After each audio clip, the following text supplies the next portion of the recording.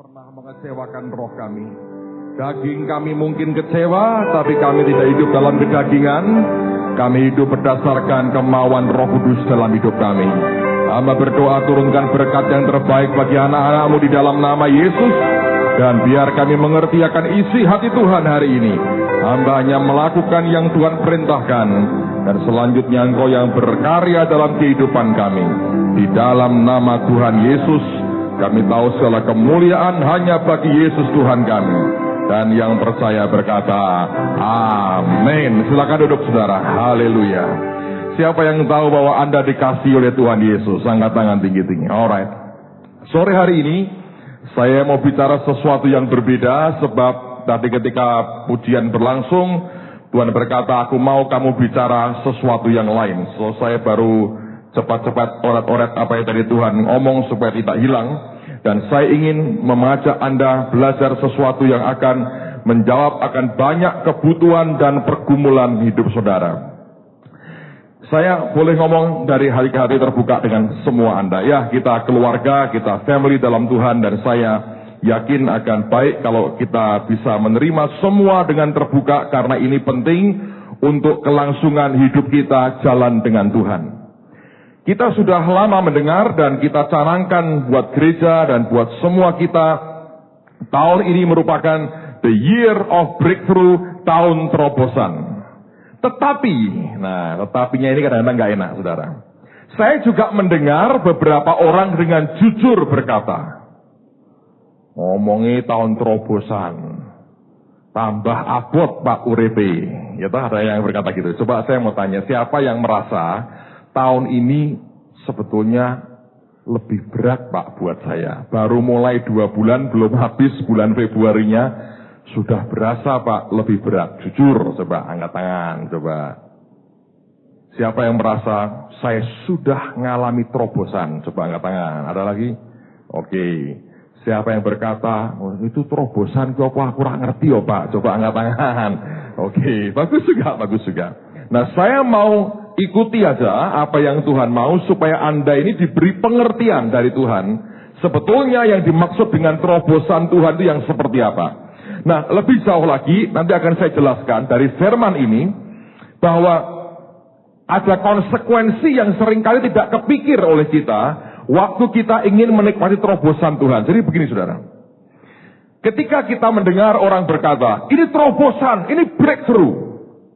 Dari penelitian kasar yang saya buat, walaupun tidak detail ke pribadi-pribadi, sebagian besar orang itu mengasumsikan terobosan itu sesuatu yang berbau materi. Ya toh? Jarang orang itu bicara terobosan yang berbau rohani, jarang. Di Jakarta saya bilang gini, siapa yang merasa bahwa terobosan itu, atau mikirnya terobosan itu mesti duit? Gak ada yang angkat tangan semua. Gitu. Mau angkat tangan malu, tapi sebetulnya, bener gak ngerti. Gitu. Jadi panjang tertawanya saudara. Jadi asumsinya berpikirnya apa? Mesti materi. Bisa iya, bisa tidak. Karena Anda harus mengerti begini. Sebetulnya materi itu jangan jadi prioritas kita. Itu cuman tambahan Tuhan buat kehidupan kita. Yang dia mau hati kita ini tertuju ke dia, nanti tambahannya itu materi. Tapi sekarang dibalik, Tuhan hanya kita manfaatkan untuk cari materi. Dan itu yang membuat kita tidak menyukakan hatinya. Nah, saya pernah ngalami begini. Ini kejadian tahun 91, bulan sekitar Desember menjelang Natal tahun itu. Saya lagi doa di rumah lama di belakang di Permata Cempaka, dan gereja baru mulai belum setahun waktu itu. Kita masih kelompok yang sangat kecil sekali. Lalu saya lagi doa sendirian, lalu Roh Kudus itu menyatakan dirinya, dia hadir begitu ya. Memang dia maha hadir, tapi Anda harus tahu ada saatnya dia mengekspresikan dirinya. Itu bisa banyak hal yang terjadi. Kemudian dia ngomong ke saya begini, dia tanya begini, umur berapa Yusuf dapat mimpi tentang masa depannya? Saya bilang umur 17 Tuhan. Bagus. umur berapa mimpinya tergenapi? Saya bilang umur 30. Jadi berapa tahun Yusuf harus nunggu? 13 tahun. Saudara, tanya lagi dia. Kelompokmu ini secara rohani aku lahirkan tahun berapa? Langsung saya ngerti. Bulan Maret tahun 79, waktu kegerakan rohani. Jadi artinya yang namanya yayasan atau persekutuan doa Sangakala itu nggak ada. Adanya cuma yayasan yang non aktif sebetulnya. Tapi begitu boom terjadi, itu terjadi ledakan kegerakan rohani kaum pelajar tahun 79. Kenapa di sini banyak pelajar? Karena asalnya itu memang ini kegerakan pelajar. Kita ini lahir dari kegerakan pelajar. Dan dari pelajar itulah banyak orang tua pelajar yang kemudian dibawa ke Tuhan. Tadi Pak Ir cerita ada suami istri orang Purwodadi. Jadi anaknya itu youth di gereja ini. Karena sekolah di sini, dia kebaktian di sini diubah Tuhan. Bapak ibunya sudah Kristen KTP lama dan tidak mau baptis. Tidak mau baptis. Lihat hidup anaknya berubah. Minta baptis. Dan kemudian minggu depan ikut kawin massal. Sekian puluh pasang. Luar biasa. Jadi karena lihat anaknya berubah. Satu lagi itu satu bapak. Tadi saya baru cerita. Ada Bapak Ibu Nugroho yang cerita dengan kami. Waktu tadi setelah kebaktian pertama. Jadi waktu tanggal 25 Desember itu ada satu bapak. Dia ini bukan Kristen. Orang tahu dengan pakaiannya tiap kali ke rumah ibadahnya. Tapi dia cerita, Anda tahu bahwa sudah 20 tahun lalu sering didatangi dilihatin Tuhan Yesus. Hati manusia itu ya, super bandel, keras kepala itu manusia. Ketoknya halus, dalamnya istilahnya itu, waduh, itu granit aja gemetar kalau diadu kekuatannya saudara. Luar biasa hati manusia itu. Atosnya luar biasa. Itu bisa bertahan, tidak mau terima Tuhan. Anda bisa bayangin. Jadi, sampai waktu sembahyang itu. Begini, Yesus di situ. Tuhan itu di mana-mana, saudara. Itu sampai gitu tidak mau bertobat. Nah, waktu tanggal 25 Desember kita Natalan di Marina itu, saya lagi khotbah. Oh, ini hebat, Yesus luar biasa. Yesus itu berdiri di sebelah saya. Dia kaget, dilihatin terus sama Tuhan. Coba dilihatin toh. Sampai dia begini-begini, saudara. Karena sungkan. Untung saya nggak lihat. Tuh, Pak, kenapa? Kalau tanya kan bingung, saudara. Tuhan membuat saya tidak lihat. Bagus juga tuh. Kalau lihat kan bingung, ada orang kok begini. Dia begini-begini. Dilihatin Yesus. Terus dia hanya dilihatin. Gitu. Anda tahu, Petrus tuh bertobat. Nggak diomongin apa-apa. Ayam berkokok 3 kali. Meditasi. Satu tatapan mata berarti bisa jutaan kata. Luar biasa. Kata pujangga itu. Siapa Pak? Kata saya, maksud saya. Cuma begitu toh nangis bertobat. Jadi rasul luar biasa. Anda ngerti ya, Tuhan itu hebat. Udah begini-begini, maju ke depan. Mau baptis? Mau. Itu hanya berapa ya? Sekian minggu loh, saudara.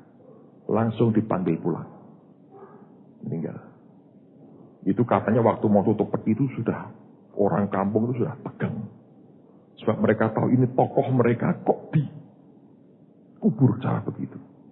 Tapi dia memang cerita. Aku ini sekarang ikut Yesus. Sehingga saya isopo. Ya Yesus. Nah kok ngerti aku diparani terus. Jadi enggak kuat. Ngerti? Tuhan itu hebat. Jadi makanya saudara jangan membatasi Tuhan. Tidak semua orang punya pengalaman kayak begini.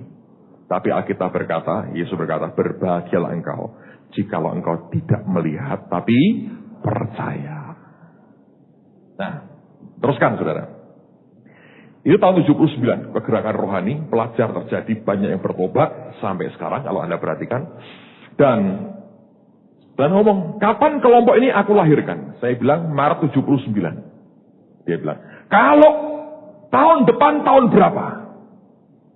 Saya bilang, saya mulai bingung. Ini Tuhan kok ngajak hitung-hitungan tuh ada maunya apa? Saya bilang 92 Tuhan. Jadi kalau Maret tahun depan berapa tahun kelompokmu yang aku lahirkan? Saya bilang 13 tahun Tuhan. Terus dia ngomong begini. Maret 92, aku beri kamu sesuatu yang besar. Nah ingat loh, dulu kita, berapa ya Pak Marso ya, tukang counter Pak Marso, 125 lah, itu sudah bagus itu. Itu angka bagus Pak, kakean itu sebetulnya. Saya masih ingat itu, waktu itu ada Gigi Filia nyanyi itu 116 atau 117, itu sudah angka bagus, digedek-gedek sedikit itu ya.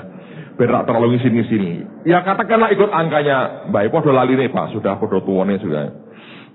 Jadi itu angka segitu, kita punya jemaat sekian. Sebagian besar itu sebenarnya pengunjung juga yang belum tentu berjemaat, tapi kalau kebaktian itu angka bagus sebetulnya. Ya, Pak Marso sudah counter mikir-mikir, kurang nyeklek-ceklek gitu loh, kok sepi, tidak nyeklek-ceklek saudara. Nah, jadi saya pada waktu itu saya berkata gini, apa Tuhan? Dia berkata sesuatu yang besar. Saya tanya, apa Tuhan? Tidak jawab. Kok gitu Pak? Memang dia begitu. Tuhan tidak pernah memberi kita sekaligus cerita dari pembukaan sampai penutupan. Set, tidak bakal. Dia kasih sepotong, supaya kita terus kembali ke dia, cari potongan berikutnya. Lalu sepotong lagi, terus sampai kekal. Sebab manusia, kalau tidak digiring terus ke dia, mesti akan hilang ke tengah jalan. Ngerti saudara? Karena watak manusia begitu. Nah, saya kejar terus, dan Tuhan tidak ngomong. Artinya nanti kamu tahu sendiri. Terus saya ngomong sama istri saya. Wah Tuhan ngomong gini. Dia tanya, apa itu? Tidak tahu. Dia hanya bilang begini, bagus, tapi jangan ngomong orang-orang. Loh kenapa? Kamu sudah ngomong bulan dan tahun. Kalau sungguh terjadi, orang berkata, nabi tenan. Kalau tidak terjadi, orang berkata apa? Nabi palsu. Bukan nubuat, tapi elu yang buat-buat, katanya. Nasihat bagus toh. Tapi orang kalau sudah diomongi Tuhan, saudara, nahan mulut ini susah. Kepengen cerita ke satu orang, cerita ke banyak orang. Semua berkata, bagus Pak, tapi jangan ngomong ke orang-orang. Lah mereka lupa, mereka juga orang yang sudah tak ceritain sebetulnya. Singkat cerita, saya dalam pergumulan saya bilang begini, Tuhan, tapi kalau aku boleh milih, beri aku terobosan rohani. Karena saya capek. Persekutuan dari gereja itu nggak maju-maju, saudara. Mati secara rohani. Kalau aku boleh pilih Tuhan, beri yang rohani. Karena aku tahu, yang jasmani pasti ngikuti kalau yang rohani terjadi ledakan yang luar biasa. Tapi Tuhan kalau kita minta yang rohani, malah memberi yang jasmani. Anda tahu yang didapat akhirnya? Persis akhir Maret 92. Kami tanda tangan jual beli gedung ini. Bayangkan dengan 125 orang. Kita punya sekian. Ini tadinya nggak ada tembok ini. 12 sampai ke belakang. Anda bisa bayangkan. Buat kami pada waktu itu. Besarnya luar biasa. Sekarang kita sedang bingung lagi cari tempat baru. Sedang bangun gereja. Tapi saya berkata. Itu terobosan. Itu secara jasmani dia beri. Lompatan itu. Saya masih ingat kita waktu mulai mau pindah, saya undang beberapa gembala sidang, Pak Subekti datang waktu itu. Dia lihat gedung ini, tanya berapa yang kita bayar. Saya masih ingat komentar beliau. Nemu Pak ini, nemu. Ini ora tuku, nemu katanya. Ya memang nemu. Tapi untuk ngelola yang nemu ini aja susah. Akhirnya kelibat hutang, nyaris disita, saudara. Tapi itu bagian dari perjalanan rohani. Nah, breakthrough. Seringkali hanya kita pikir sesuatu yang jasmani. Tapi sebenarnya yang jasmani ini mengikuti breakthrough secara rohani. Cuma orang selalu menggabungkan dengan yang jasmani terus. Sehingga karena fokusnya jasmani, malah kita bermasalah. Dan saya memperhatikan begini, saudara. Orang itu punya daya tahan kalau dia menderita banyak hal. Ya, ini ada seorang ibu sakit, bukan jemaat kita. 2 minggu lalu minta ketemu, minta telepon dengan saya.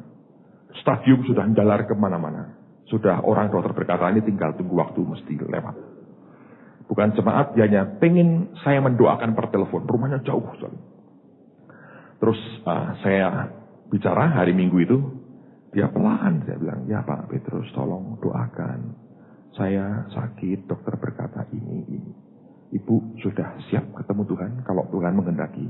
Ya Pak, saya siap. Saya mesti ngomong apa lagi? Saya nggak bisa muter-muterkan, straight aja daripada nyawanya nggak diselamatkan. Saya ajak dia terima Tuhan lagi. Saya bilang mengucap syukur Bu. Gitu. Tapi ketika dia menderita begitu, tidak keluar umpatan ke Tuhan. Saudara. Tapi anehnya, gini loh. Orang bisa gagah, sehat, tidak punya penyakit. Tapi kalau kena masalah duit, iya kan? Sumbunya pendek. Bawahnya bom, saudara. Jebloknya itu cepatnya luar biasa. Meledaknya itu nyumpain Tuhan. Orang gereja-gerejonan itu sebagian besar apa? Problem apa? Duit. Makanya undang-undang dasar UUD itu direvisi terus tuh berat. Karena tetap ujungnya apa? UUD. Walaupun tahun berapa tetap UUD. Ujung-ujungnya duit, saudara. Dan akhir-akhir ini saya terima berbagai macam hal. Tapi paling ngeri kalau sudah duit. Orang bisa, kalap, saudara. Ngawur. Beberapa hari lalu, saya ini pulang Jakarta teler. Rebu saya doakan pengurapan di sana, kira-kira 1.500 yang datang. Sudah saya bagi 8 orang bantu saya mendoakan. Tapi antrian ke saya ini kok rasanya nggak habis-habis. Supaya saya tahu beberapa orang nakal. Jadi kan sudah dibatasin begitu. Jadi mereka itu nerobos. Jadi saya berdiri khotbah sejam, doakan mereka 2,5 jam, 3,5 jam itu. Dan selama beberapa hari itu saya teler betul karena tidak bisa tidur istirahat siang, nggak bisa, orang telepon, orang kirim, banyak hal. Sampai rumah istri saya tinggal terima sampahnya. Sudah perutnya sudah gak karuan, mulai grek-grek meriang, kena di perut, ambruk bles. Dia sing ngerawat, saudara. Orang lain terima doa diberkati, yang ngerawat istri saya bagian recycling sampah. Dia pinter, niroke saya nek sakit, minta ini. Saya bilang, mumpung loro toh bisa aleman. Saya berkata, wong segede ini koyok ini ya toh. Tapi saya anak pertama dari beliau ini, kalau Anda tahu. Suami itu anak pertama dari istrinya. Lalu dokter Mary tekak gitu, suntik kanan kiri. Namanya khotbah. Ini aja masih dingin tangan saya. Jadi suntik kanan, suntik kiri. Minggunya masih demam. Jadi teler sebetulnya. Di tengah-tengah teler itulah datang sepucuk surat. Anda bisa bayangkan dramatisasinya, saudara. Itu surat isinya bagus. Ketika dibuka pertama kali, keluar uangnya. Sekian ratus ribu rupiah. Siapa yang tidak mau? Tapi berikut surat. Suratnya hebat. Dari luar kota. Bukan jemaat. Saya harap. Orang kita itu orang Temanggung, orang Purwodadi, mana-mana kebaktian di sini. Saya nggak tahu. Saya harap ini bukan jemaat. Kalau jemaat ya ora apa-apa. Didoakan ya Pak. Di suratnya itu dia cerita terus terang. Saya punya masalah keuangan, ya kan? Yang cukup besar.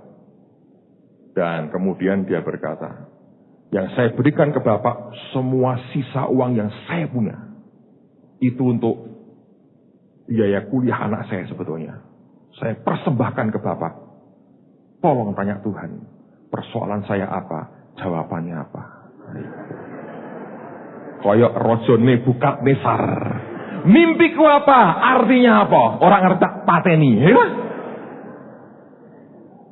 Saya duit itu tak ilang-iling. Iki dolar apa? Uang Cina itu apa? Yuan apa terserah lah, aku rati. Apa yen rupiah loh. Sekian ratus ribu. Tapi suratnya itu membuat ini harganya apa? Miliatan dolar, saudara. Wah, aku kira apa ketok kayak prewangan nambu menyan. Itu kan cara kalap toh. Pakai no kabeh. Lah aku dikira nabi zaman perjanjian lama. Tapi kan gini, Bapak tanya Tuhan, ya toh, persoalan saya apa, jawabannya apa. Itu ada nih di sini sing rodok nakal podo. Saya butuh uang. Tanya ke Tuhan, Pak, butuh saya berapa? Bapak yang harus memberi, terakhir harus besok. Loh. Tapi ini terjadi. Mesti mau jadi pendeta. Bisa begitu. Memang Yesus berkata, kamu tidak boleh bertuhankan dua tuan. Yesus dan Mamon. Memang kalau Mr. Mon ini kita hormati, maka krisis moneter terjadi. Kenapa namanya moneter? Menurut saya dari Shemon itu. Makmon itu, saudara. Saya-nya podo. Mamon jadi moneter. Inggrisnya money. Arabnya fulus, saudara. Di mana-mana itu sudah masalahnya. Tapi karena Tuhan baik, Dia mau kasih hal yang simple hari ini. Supaya Anda breakthrough-nya tenanan. Nah, sekarang baca Alkitab, saudara. Balik ke firman. Tadi baru pembukaan setengah jam. Pengkhotbah 10 ayat 8 sampai 11. Saya pernah khotbah ini di MK Manyaran. Tadi ketika itu Tuhan ingetin. Kamu ingat pernah ngomong ini? Itu yang aku mau.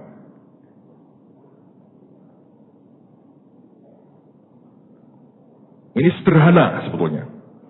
Pengkhotbah 10 ayat yang ke-8 sampai dengan ayat yang ke-11. Barang siapa menggali lubang akan jatuh ke dalamnya. Dan barang siapa mendobrak tembok akan apa? Di apa? Pagut ular. Anda mau breakthrough? Tahu toh saudara? Atau breakthrough artinya apa? Penjebolan. Namanya jebol itu begini. Bukan ada pintu, ya toh? Terus kita buka. Itu bukan penjebolan. Itu pemasukan dan pengeluaran. Karena ada pintunya. Breakthrough, jebol itu artinya pintunya macet atau tidak ada, tapi Anda mesti nerobos. Caranya apa? Didobrak. Itu breakthrough. Tembok yang tidak mungkin ada pintunya, tapi Anda harus ada di seberang tembok itu. Jadi engkau tidak punya pilihan kecuali apa? Engkau dobrak. Nah, tapi Alkitab berkata, siapa mendobrak tembok akan dipagut ular. Jadi Anda dobrak ini belum tentu berhasil loh. Baru dobrak, bam, cokot ular. Alkitab mengatakan orang yang menerobos, menjebol, menabrak tembok dipagut ular. Nah, persoalannya belum tentu ini jebol, sudah banyak orang dipagut ular. Dan saya mau sampaikan buat saudara, kalau ularnya belum dikalahkan, terobosanmu susah terjadi. Anggap saudara. Kalau ularnya ini belum dikalahkan, Anda nggak bisa nerobos. Karena tembok yang di belakangnya merupakan hal atau keadaan yang engkau impikan dalam hidupmu atau yang Allah janjikan, tembok itu penuh ular. Kalau engkau terobos, dipagut ular. Ini juga berarti seperti peperangan rohani kan? Tadi pagi saya cerita, Bu Iin kan beli tanah untuk bangun sekolah di Bekasi. Dia beli itu 1,2 hektar. Dan daerah itu memang ngeri. Katanya kalau Anda tahu, lubang buaya itu di Bekasi lokasinya. Jadi itu tempat peperangan rohani itu gila-gilaan. Nah, 1,2 hektar dibeli, diukur pertama sudah benar 1,2 hektar. Setelah jual beli, dan kita gereja ikut ambil bagian itu, kan mulai nggak mau gambar. Ketika disuruh gambar oleh dia, arsiteknya gambar, diukur ulang untuk gambar. Diukur menyusut 1000 meter. Wah, ini nggak bisa ini. Coba diukur lagi kedua kali. Diukur lagi. Nyusut lagi 1000 meter. Sampai 3 kali ngukur setelah pembelian itu. Nyusutnya 3000. Dari 1,2 tinggal 9.000. Ayo. Lalu, ya sudah, itu berhenti 9.000. Setelah digambar, mau mancang. Nah, dia selalu ngomong gini kalau sama saya. Kalau bapak ini selalu spektakuler. Cuma leboke potlot, ngundang John Avan sini. Papah mamahku diundang. Tanteku Bu Nanik diundang. Aku ya diundang ora teko. Nah, kowe tak undang ya ora teko. Ya aku sibuk, Pak. Ayo kabeh diundang. Semua rame-rame nyembah, spektakuler. Di video, di foto, nganggo jas. Nek aku biasa, Pak. Mancang ya mancang. Ya karepmu, saya berkata gitu. Nah, itu yang suruh ngelola, ya, project manajernya, itu teman dulu bekas anak TSOA. Teman baiknya Pak Thomas itu. Wah, dia ngalami bagus di sana. Di Pasrai, namanya Mulyanto. Kalau ketemu saya tambah putih, tiap hari tambah putih rambutnya, saudara. Itu pernah dia ya di proyek, saudara. Dia pas berdiri dekat pintu proyek, itu kan dari seng. Mendadak ada angin kenceng. Itu pintu bisa ngantem dia. Boom! Kepelanting 3 meter, gulung-gulung di lumpur, saudara. Ini orang luar biasa, kerjain betul. Itu mau, dia bilang, kalau aku sederhana apa? Mancang tak ngomongin, Mul, pancang langsung. Sudah gak usah ngundang papa. Doa sendiri, Mul. Tinggal lu sama dia. Macet, saudara. Itu tiba-tiba hujan, banjir, semua alat berat dimasukkan, mesinnya mati. Beberapa alat, saudara, putus ininya, putus itunya. Bahkan untuk rantai untuk mancang di alat itu putus mendadak. Mesin rusak semua. Ini kontraktornya bingung, kok bisa rusak semua di sini? Bukan sabotase, lagi jalan des, mati. Berkali-kali begitu. Dicoba sampai frustrasi 2 minggu tidak berhasil. Setelah macet, pas pelayanan di Jawa Tengah mampir ke rumah. Ngomong sama kami berdua di rumah Bu ini. Ya wes, aku ngalah. Aku memang kalah pinter. Aku tak undang ke papah, Pak. Wes sombong kok, kemelinti. Papamu tuh diundang. Terus Pak Yusak bilang sama saya, aku sudah disuruh Tuhanku. Memang anakku ki merasa bisa. Orang butuh papai, katanya. Akhirnya diundangnya papai. Pak Yusak datang, saudara. Datang Pak Yusak. Dia lihat ini.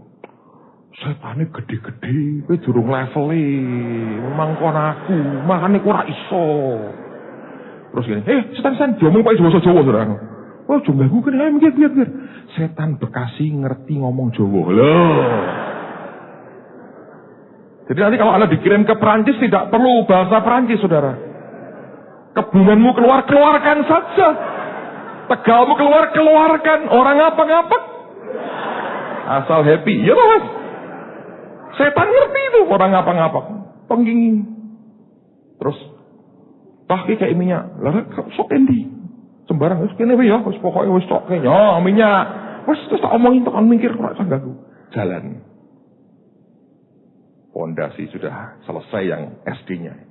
Lagi pilarnya lagi mulai ditata, mau dibeton, mau dicor. Itu peperangan rohani. Anda mau breakthrough, terobosan, kelak akan jadi sekolah plus. Kalau mau terobosan, Anda mesti hati-hati. Tembok yang akan engkau terobos ini ada ularnya. Nah, gimana Pak ngatasin ularnya? Lihat ayat berikutnya, kita baca. Barang siapa memecahkan batu, akan apa? Dilukainya. Barang siapa membelah kayu, akan dibahayakannya. Artinya, segala yang kita buat itu ada risikonya. Terus, jika besi menjadi tumpul, dan tidak diasah, maka orang harus memperbesar tenaga. Tetapi yang terpenting untuk berhasil adalah apa? Hikmat. Nah, sekarang hikmatnya gini. Alkitab berkata gini, memang semua ada resikonya. Tapi yang paling penting hikmat sekarang. Gimana mengatasi ular ini? Supaya engkau bisa mengalami terobosan. Karena Alkitab berkata, mendobrak tembok dipagut ular. Ngatasi ularnya gimana? Ayat 11 jawabannya. Jika ular memagut sebelum mantra diucapkan, maka tukang mantra tidak akan apa? Berhasil. Nah, bahasa Inggrisnya agak berbeda, maknanya sama. Alkitab berkata, ular akan menggigit, akan memagut, kalau tidak dimantrai. A serpent may bite when it's not charmed. Kalau tidak dimantrai. Nah, jadi supaya ularnya tidak menggigit, harus apa? Pakai apa? Mantra. Anda mulai mikir, ini pendetanya mulai ngawur, ngajari mantra-mantra. Sebentar, sebelum Anda terlalu cepat menghakimi, izinkan saya selesaikan dulu. Karena Alkitab ini tidak ngajari kita pakai mantra, tapi ini simbol sebetulnya. Nah, mantra itu apa sih? Mantra itu apa? Ada yang tahu? Mantra itu apa? Apa has mantra has? Saya mengucapkan mantra. Mantra itu apa sih? Hah? Nggak dengar saya. Yang nggak jelas. Mantra itu apa? Rapalan. Rapalan itu apa? Mantra. Mantra itu rapalan. Apa? Ya, jangan gitu dong. Mantra itu apa? Hah? Apa? Kata yang diulang-ulang. Itu pintar sekali. Genius. Kenapa selalu perempuan lebih pintar dari laki-laki? Mantra itu adalah kata yang diulang-ulang. Diulang-ulang. Diulang-ulang. Diulang-ulang. Diulang-ulang. Saya beritahu saudara. Yang harus diulang-ulang. Itu apa? Kata. Right? Kata kan? Mantra itu apa? Kata yang diulang-ulang. Gitu. Kata. Kata yang diulang-ulang. Mantra itu, saya ulang lagi. Kata yang diulang-ulang. Jadi, betul perkataan Alkitab. Hidup dan mati dikuasai lidah. Siapa suka menggemakan, dia makan buahnya. Nah, sekarang, saudara itu tanpa sadar. Ya, gini. Ada 3 kata itu. Dari setan, dari manusia, dan dari siapa? Tuhan. Kenapa kok dibalik, Pak? Sebab ini realitanya. Dunia dengar mantra ini. Perkataan setan yang diulang-ulang menghasilkan kuasa setan. Ya, Anda ke dukun, berguru, dikasih rapalan. Sebutkan, nanti kamu akan ini akibatnya. Sebagian benar, sebagian apus-apusan. Saya pernah kena yang apus-apusan. Dulu saya SMP saya punya guru galak, saudara. Galak. Kalau diberi vocabulary bahasa Inggris, setiap hari datang dikasih 20 kata. Kalau ini Indonesianya apa, ini Indonesianya apa. Kalau besok sampai tidak hafal, dikeplai itu murid. Karate lagi, sabuk coklat. Murid sudah tidak berani. Yang gede-gede pun tidak berani. Tempiling sekali, kelenger, saudara. Itu, waduh, kerasnya luar biasa. Tapi buat saya sekarang nolong, karena perbendaraan kata saya banyak daripada, karena takut dikeplai itu, saya belajar tiap hari bahasa Inggris, saudara. Kalau sudah marah minimal itu loh, apa itu penghapus. Nah sudah ngamuk betul itu, rambut dipelintir. Sampai keluar air mata saudara. Enggak laki, enggak perempuan gini. Catatan diperiksa, jelek tuh ya. Ada teman saya sukanya pakai pena, pakai tinta gitu saudara. Blobor, orangnya kemprohnya luar biasa. Blobor. Dipanggil gitu, dilihat, sobek-sobek bukunya. Kalau tempat sampah, pinjam temanmu, besok lebih baik. Nah, emang kotor, besok ya kemproh lagi. Oh, emang orangnya kemproh. Ngeri sekali. Ada teman saya, ya orang Jawa. Gurunya saya juga orang Jawa. Panggil orang Jawa. Di tes gitu, nggak ngerti. Terus dia ganti tanya, dia ngomong pakai ngoko. Jawab pakai bahasa Indonesia, dikeplak. Kue Jawa apa besi? Gitu sudah, terus terang. Jawab apa? Keplak lagi. Kalau wong Jawa nih aku ngoko kue bosok romo, matang saudara. Sadis banget guru saya. Semua takutnya luar biasa. Nah, saya punya teman, dia bisik saya. Aku dijai dukun. Apa? Mantra. Nek diucapke itu kita kayak ono tapi ora ono.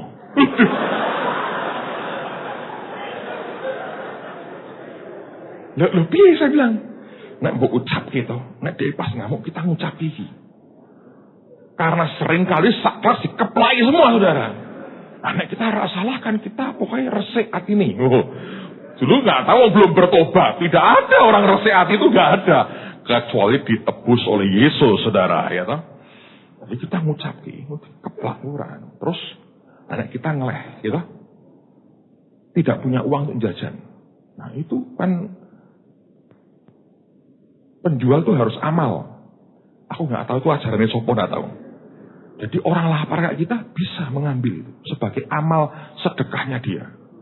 Mengucapkan gitu, kita rak ketok, makanan diambil. Kita yang ngomong utang ya, murah ditagih. Oh gitu ya. Siapa yang tidak mau? Mau saya sudah. Dituliskan sama dia rapalannya. Tak baca. Tak apa gitu. Sekarang sudah lali, sudah pelepasan saudara. Tak baca. Tapi saya tidak berani utang. Dari dulu tidak senang utang. Diajari tidak utang. Kalau jajan juga nggak senang dari dulu sebenarnya. Jadi saya nggak pernah pakai. Nah dia pakai utang. Itu baru dipakai kira-kira 3 hari 4 hari. Dia sudah ngutang terus makanan. Dia amal nih dia, gue sedekai dia nih. Pokoknya aku ngeleleh. Dia ngambil utang terus. Dia yakin tidak akan ditagih. Udah 1 hari pelajaran bahasa Inggris. Sederhana dia masuk. Good morning. Semua diem. Lagi ketakutan tidak jawab. Gue langsung I said good morning. Udah good morning. Saking takutnya bener. Ambil penghapus. Tak. Tangan semua ada meja. Telinga nggak dipakai, otak tidak jalan. Saya harus buat jalan nih otaknya.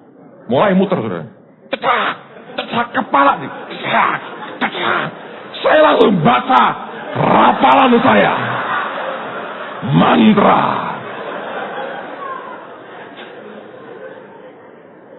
Oh tak hafal, saya sudah hafal saudara. Saya selamatkan kepala saya, ada gagal otak repot. Saya bilang, wah tak hafal kemerutuk gitu. Lewat itu. Saya duduk agak di belakang, teman saya di samping sebelah kiri saya. Gitu. Jualan, sudah makin dekat nih. Waduh, macam-macam. Karena dia itu mukulnya juga acak. Habis ini nggak ini dulu baru ini. Jadi orang kadang-kadang nggak siap dipikir lolos, tak kena juga. Wah itu pengalaman luar biasa. Kena pukul, saya dekat, tapi tak buat aja terus tak ucap mantra. Joget ke saya. Oh, keras sekali. Nah, kurang mempan. Saya pikir teman saya lebih tinggi nih karena sudah makin lebih lama ngapal lagi masih tetap mau percaya saudara. Saya liatin Keplak malah 2 kali. Cakak!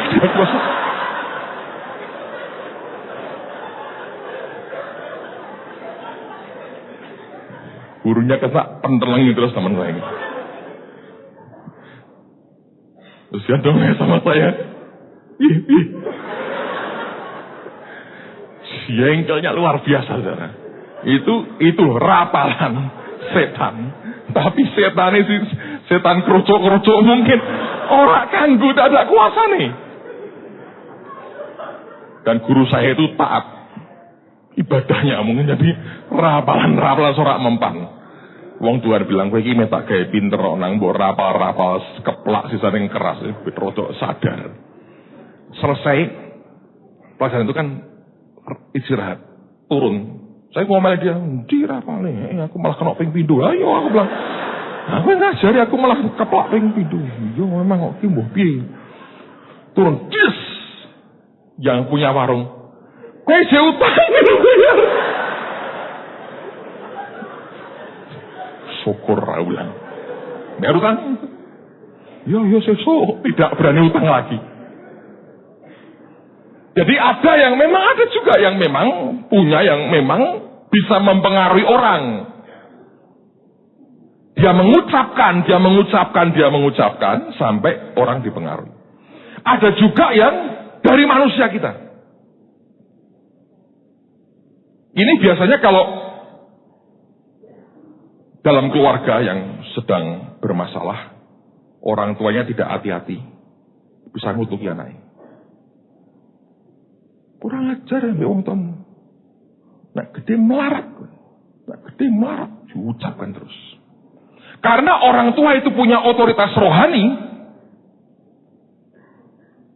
dia kan tudungnya anak-anak. Ini berbahaya, saudara. Kalau anaknya tidak bisa menolak dalam nama Tuhan Yesus sendiri, bisa kena. Yang rugi siapa? Semuanya. Karena nanti anakmu melarat. Mungkin padahal Tuhan sudah menetapkan.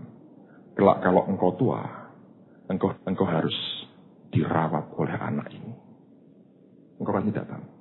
Tapi sudah engkau kutuki melarat. Akhirnya masa tuamu ikut melarat dengan anak. Bisa tak? Atau kakak adik bisa begitu. Saling ngutuki. Makanya Anda jangan suka ngutuk dengan siapapun. Karena engkau nabur kutukan, engkau akan terkutuk juga akhirnya. Ngerti? Berkati lebih baik. Berkati lebih bagus. Ada orang jengkel banget. Berkati. Oh, gue tidak kurang ajar ya. Sesok gue jadi apik, gue nang. Iya, tak lebih bagus dong. Daripada engkau dulu anakmu gue penjahat, misalnya gitu. Nah itu kan putumu tuh saudara. Anaknya dia. Nanti malah engkau ngising dirampoki tiap hari. Hasil kutukannya sendiri. Kalau marah itu meledaklah yang bagus itu loh. Ledakan kasihmu. Jadi Anda tidak sampai menghancurkan dirimu sendiri. Ya kan? Ini yang paling bahaya orang tua dengan anak atau yang di atas dengan yang di bawah. Bisa. Dan diulang-ulang seperti itu. Tapi sekaligus kalau manusia ini dalam Tuhan, dia pinter. Tiap kali dia memberkati anak-anaknya. Ya toh? Coba orang Kristen kan bagus punya salam. Oh, God bless you. Tuhan memberkati. Nah, Anda bisa bilang, oh itu basa-basi. Ya akan jadi basi buat saudara. Tapi kalau engkau berkata, sekalipun hanya pengucapan manusia. Tapi kalau diulang-ulang, ular tidak bisa memagut. Kalau ini ngundang ular, saudara. Kalau ini tergantung. Netral ini. Tergantung engkau mau yang apa. Nah, yang paling setan takuti adalah kata-kata yang dari Tuhan. Yaitu apa? Firman. Jadi, sederhana ini. Setiap kali engkau membaca firman, dan engkau seperti begini, ada yang hidup ya. Oh, ini ayat kok bagus sekali ya. Sepertinya engkau terima buat dirimu. Waktu itu engkau tahu, Tuhan memberikan kata-kata perkataan, kalimat dari firman-Nya. Dan kalau engkau ulang-ulang, itu yang orang katakan mantra, istilah dunia. Tapi Tuhan yang memberi. Dan padahal Alkitab yang mengatakan, Tuhan kalau menciptakan sesuatu, tidak usah ngulang-ngulang perkataannya. Sekali dia bicara, jadi. Tapi manusia karena powernya tetap tidak sama dengan Tuhan. Dia harus mengulang-ulang kata firman ini. Sehingga jadi seperti yang tertulis, yang diremakan dalam hidup kita. Kenapa saya tulis ini, saudara? Kenapa? Satu, ini firman. Ada orang berkata, buat apa ditulis? Nyatanya ra ono. Ya kan? Jadilah menurut iman. Tapi Anda sedang mengatai perkataan Tuhan. Tambahi, kecuali saya. Nah, Pak Ani, ayo. Tulis nama kecuali saya. Maka engkau tetap akan miskin. Sebab engkau mengutuki dirimu sendiri tanpa engkau sadari. Bisa tuh. Engkau mengutuki orang lain atau engkau mengutuki dirimu. Engkau bisa memberkati orang lain, engkau bisa memberkati dirimu sendiri. Bisa itu. Tergantung kata-kata seperti apa dan dari mana yang engkau ucapkan. Kalau dari manusia, butuh tenaga ekstra. Karena orang kan bisa semaunya ngucapin. Tapi kalau engkau terima remanya Tuhan, engkau buka firman, engkau baca, minta pimpinan roh Tuhan. Perkataan firman, engkau ulang. Itu si ular itu tidak bisa memagut, saudara. Tidak bisa. Sebab perkataan dari firman itu mencipta sesuatu yang seperti dikatakan. Karena firman itu punya daya cipta yang luar biasa. Nah, Anda ingat cerita tentang wanita pendarahan yang 12 tahun itu? Saya pernah sampaikan. Pak Timotius senang ayat ini. Itu ketika dia merangkak mendekati Yesus. Alkitab kita berkata, dia berkata, asalku jamah jubahnya, aku akan apa? Sembuh. Sebetulnya dalam bahasa aslinya artinya, she kept saying, dia terus mengucapkan. Jadi bukan sekali, asalku jamah jubahnya, aku akan sembuh. Ya, kecekel, sembuh. Nah, itu nyeret badan itu. Karena darah keluar terus 12 tahun. Dan selama itu, cuma perkataannya yang bisa dia pakai. Dan dia berkata, asalku jamah jubahnya aku sembuh. Asalku jamah jubahnya aku sembuh. Asalku jamah jubahnya aku sembuh. Asalku jamah jubahnya aku sembuh. Asalku jamah jubahnya sembuh. Setiap kali dia mengucapkan itu, bukan kayak mantra. Maka tidak ada ular yang memagut imannya. Tidak ada ular yang memagut akan dirinya. Nggak ada. Dia terus mengucapkan, dia terus mengucapkan. Dan waktu dia jamah betul, bam, breakthrough terjadi, saudara. Apa itu? Sembuh. Setelah 12 tahun, dia menderita. She kept saying. Beberapa teman bersaksi, Pak Timotius sempat undang mereka ke radio untuk cerita. Beberapa mengucapkan perkataan-perkataan tertentu dari janji Tuhan. Sehari bisa sekian belas kali. Ada yang sampai sekian puluh kali tiap hari. Saya beritahu, itu murah meriah. Tahu modalnya? Cuman air segelas, saudara. Karena ngomong terus kan capek. Minum air tok. Tidak usah yang lain. Murah meriah. Tapi ternyata itu, barang simple itu, diabaikan banyak orang. Malam hari ini, saya nggak tahu. Tuhan hanya beritahu saya begini. Ajari mereka ngomong yang dari aku. Alkitab berkata, siapa mendobrak tembok, dia dipagut ular. Tapi ular tidak akan menggigit kalau dia dimantrai. Dia akan menggigit kalau tidak dimantrai. Ular akan bisa menerobos hidup saudara, rumah tanggamu, keluargamu, sekolahmu, kalau engkau tidak mengucapkan janji Tuhan buat hidup saudara. Setiap engkau terima firman, engkau berkata, ini Tuhan yang aku percayai. Ngomong. Ada orang yang mungkin terima janji Tuhan. Tuhan berkata gini, nanti kamu akan ikut membangun rumahku. Anda ngerti Alkitab. Dia yang membuat kami berkelimpahan. Karena itu kami akan membangun. Tuhan, aku percaya. Engkau menugaskan aku membangun rumahmu. Tapi sebelum aku ambil bagian, engkau membuat aku berkelimpahan. Karena itu, engkau membuat aku berkelimpahan untuk membangun rumahmu. Engkau membuat aku berkelimpahan bangun rumahmu. Anda ucapkan, tanda petik, itu mantra ilahi. Daripada, ndi. Mantramu, ndi, saudara. Ndi tadi apa, ndi?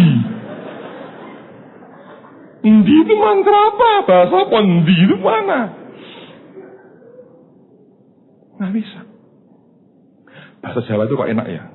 Kok ndi barang itu ya?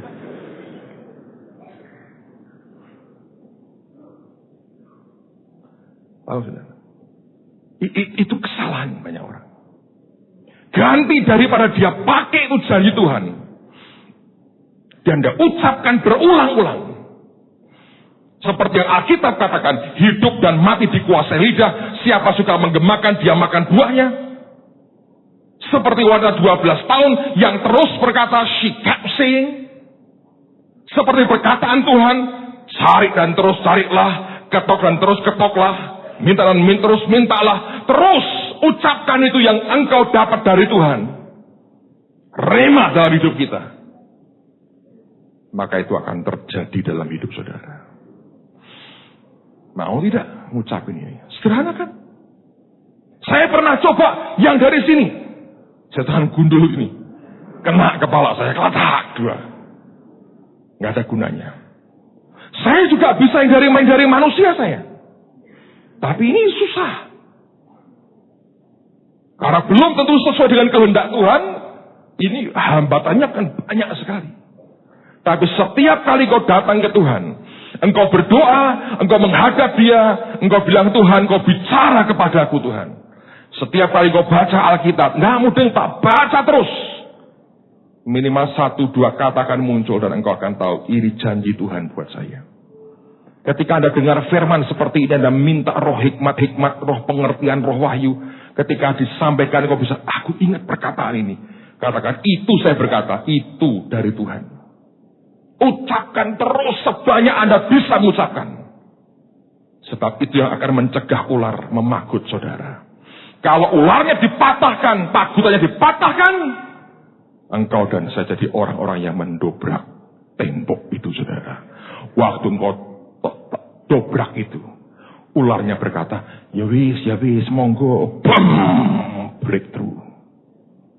Banyak orang baru ding, bengkak semua. Kenapa nih? Cokoti ulo saya. Anda sangat anggap ini berat. Sebab perkataan kita tidak diucapkan untuk mematahkan ular itu. Seringkali kita justru menggunakan perkataan kita malah untuk mengutuki diri kita sendiri. Tidak bisa.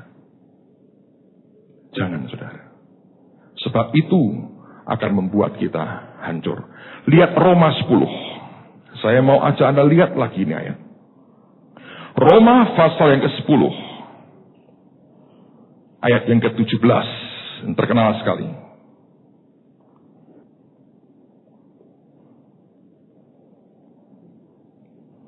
Dikatakan jadi iman timbul dari pendengaran. Dan pendengaran oleh apa? Firman Kristus. Oke. Nah, firman itu sebetulnya apakah cukup didengar saja? Lihat pada pasal yang sama, ayat yang ke-8. Tetapi apakah katanya ini? Firman itu dekat kepadamu, yakni di dalam apa? Mulutmu dan dalam hatimu. Dua. Bukan cuma di hati, tapi juga di mulut. Itulah firman iman yang kami beritakan. Jadi kalau Anda mau berhasil, harus ada firman iman yang di mulut dan yang di hati. Sebab jika kamu mengaku dengan mulutmu, harus ada confession, pengakuan dengan mulut kita, bahwa Yesus adalah Tuhan, dan percaya dalam hatimu bahwa Allah telah membangkitkan dia dari antara orang mati, maka kamu akan apa? Diselamatkan. Mengapa seringkali kita buat altar call, dan saya minta mereka ikut mengucapkan doa itu, karena hati harus percaya, mulut harus buat pengakuan. Ayat 10, karena dengan hati orang percaya dan dibenarkan, dan dengan mulut orang mengaku, dan apa? Diselamatkan. Kalau Anda baca lebih jauh, Alkitab mengajar, karena kami percaya, karena itu kami apa? Berkata-kata. Kalau kita percaya, kita mesti berkata-kata. Itu akhirnya jadi apa? Mantra ilahi dalam kehidupan kita. Nah, kita lebih canggih ngomel. Memang Tuhan berkata, kok mantranya geremang. Akhirnya hidup kita peteng, saudara. Karena geremang. Anda dikuasai oleh geremang. Simple. Engkau sedang mengabaikan kuasa penciptaan dalam kehidupan kita. Nah, kalau tidak hati-hati, maka kuasa itu akan bergeser dari sesuatu yang negatif dan menghancurkan diri kita sendiri, saudara. Ini yang seringkali tidak diperhatikan oleh banyak orang. Saya berdoa, mulai hari ini Anda belajar mengucapkan perkataan yang Tuhan berikan dalam hidupmu. Amen, saudara. Belajar. Ada seorang saudara dari Jawa Barat telepon saya. Hari apa ya? Jumat atau kemarin ya? Kemarin malam. Lewat temannya. Ini orang katanya kaya sekali, saudara. Naik pesawat tidak berani.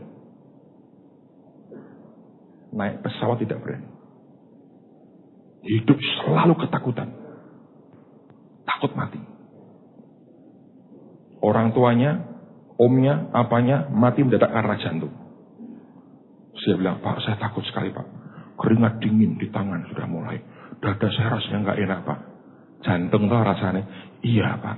Terus mati tuh mehanto. Takutnya begitu, Pak. Wah, terus no, saya berkata. Langsung tuh nggak lama, saudara mesti. Saya bilang, itu ya, saya berkata, kombinasi roh maut dan roh ketakutan. Engkau terus diteror begitu, engkau diam, roh maut masuk. Harus bagaimana, Pak? Nah, ingat, musuh terbesar kita bukan setan sebetulnya. Ini sudah di bawah kaki sebetulnya. Tapi musuh paling susah itu siapa? Diri sendiri. Konsep cara pikir yang bukan dari Tuhan. Yang masih harus beradaptasi dengan cara Tuhan. Dan saya berharap, saudara, kita mulai ubah ini. Mindset kita. Ubah nasibmu. Ubah hidupmu. Dengan deep saying. Terus Anda ucapkan. Seperti yang Tuhan katakan. Lihat dalam seminggu 2 minggu ini. Anda akan lihat perubahan yang luar biasa. Omong terus. Omong firman. Nah, orang tanya, kok Anda bimbel toh? Dia ucapkan mantra. Loh, dia memantrai siapa? Diriku sendiri. Kenapa? Sesuai dengan janji Tuhan tergenapi dalam hidupku. Orang tanya, Anda buka firman. Daripada dicokot ulo, dia berkata, aku mau breakthrough terobosan dalam hidupku. Tuhan siapkan apa? Aku mau di seberang tembok ini. Supaya yang Tuhan sediakan, aku bisa menikmati semua dan terjamin. Amen. Saya berdoa minggu ini, minggu pengakuan. Di mana-mana jemaat akan ngomong dengan haleluya, kalau aku menjamah jubahnya aku akan sembuh. Ini kanker minggat, kanker enggak ada kanker, kantong kering maksudku, ini semuanya hilang. Sederhana, saudara. Ucapkan firman. Kesaksian sudah banyak. Anda dengar Pak Iwan itu flu burung bulan apa? November. Modalnya apa? Nyanyi tok. Gitu. Nyanyi berulang-ulang kesel, tape-nya bunyi, saudara. Loh, bolehkah saya begitu? Ya, rotok keset. Tapi nek nyanyi kan tidak ada pilihan. Masa Anda bawa band ke kandang ayammu kan tidak bisa. Tapi untuk masalah pribadi, she kept saying. Anda katakan blessing. Katakan amin, ucapkan, diingat lagi. Amin. Omongin, perkatakan dalam hidupmu. Dan itu akan mengubah kehidupan kita. Ini yang Charles Newman berkata, believing and speaking. Anda percaya, Anda berkata-kata. Saya berdoa ini akan jadi berkat-berkat bagi hidup kita. Amin. Mari berdiri sama-sama.